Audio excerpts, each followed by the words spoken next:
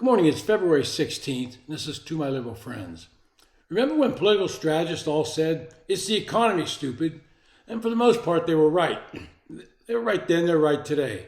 Joe Biden thinks they're right, and he's trying to run on the economy by telling us that everything's okay, and we're all doing better. He even coined a phrase to describe it, Bidenomics. We've also heard him use the term repeatedly, but we've also heard many of his advisors have tried to tell him it's not resonating, so quit using it. But he points to the stock market and how it kept rising. And he points how gasoline prices have come down from their record high. And he finally tells us that inflation is coming down from 9% to just over 3%. And that should make us all feel better. I hate to tell Joe that we're not feeling better. But the polling on the economy can tell you that better than I can. When asked if they thought Biden was handling the economy, those polled consistently say they disapprove. In a recent Financial Times poll, only 36% approved and 60% disapproved.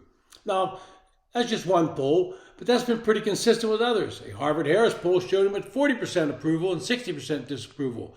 A CBS poll showed even worse news, with 36% approval and 64% disapproving of how he's handled the economy.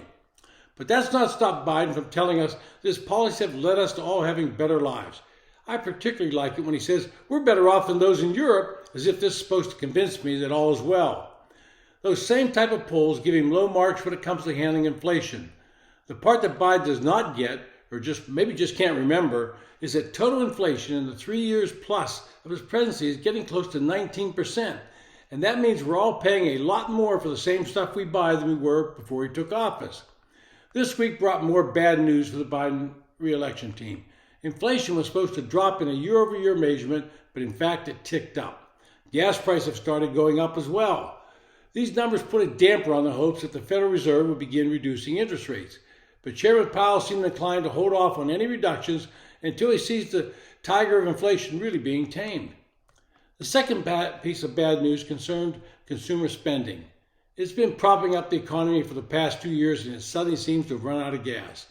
Retail sales, which capture spending on all goods and food services, fell 0.8% in January.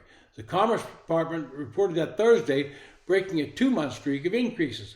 And that was even lower than the downwardly revised 0.4% increase in December, and well below economists' expectations of a 0.1% decline. The figures are adjusted for seasonal swings, and so you take in inflation as well. This tells us that American consumers are starting to feel the pinch. The stimulus funds that were pumped into the economy by both Trump and Biden administrations, coupled with massive spending bills during the first 2 years of the Biden administration, when they had Democratic majorities in the House and Senate, they've run out, and now the chickens are coming home to roost.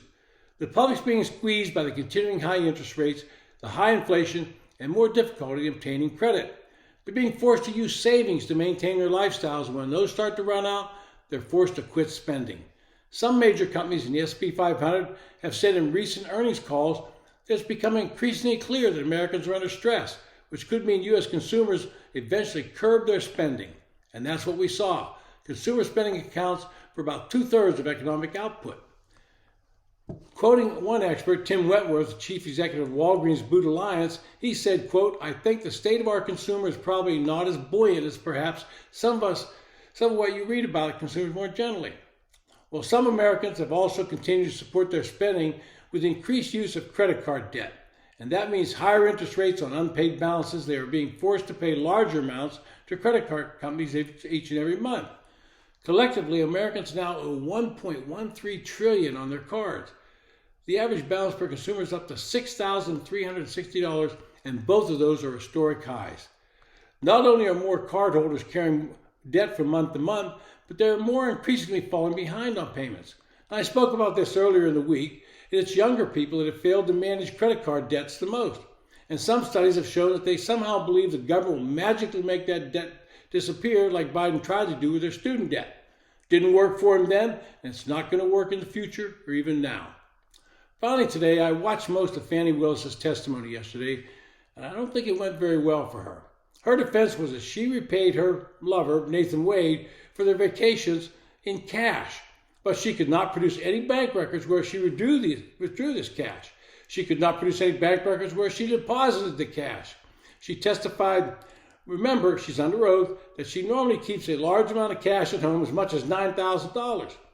I want anyone listening to this to tell me with a straight face that you believe that testimony. It's preposterous. Her former friend testified the relationship between Willis and Wade began before he was hired to prosecute the case. She denied that and said she was no longer a friend of that witness. Now, that's one thing that I think is true. Several times the judge had to admonish Mrs. Willis to stop the theatrics. What I do believe will be true is that if she's removed from the case, then she will immediately play the race card, and race has nothing to do with this case. The facts are, her office paid Mr. Wade $625,000, way more than the other attorneys that were hired, and they went on lavish vacations together where Mr. Wade paid the bills. And that's why they're in court today, and she can't prove that she repaid him because there's no records of where that cash came from, and he never deposited it. It's been To My Liberal Friends. Thanks for listening.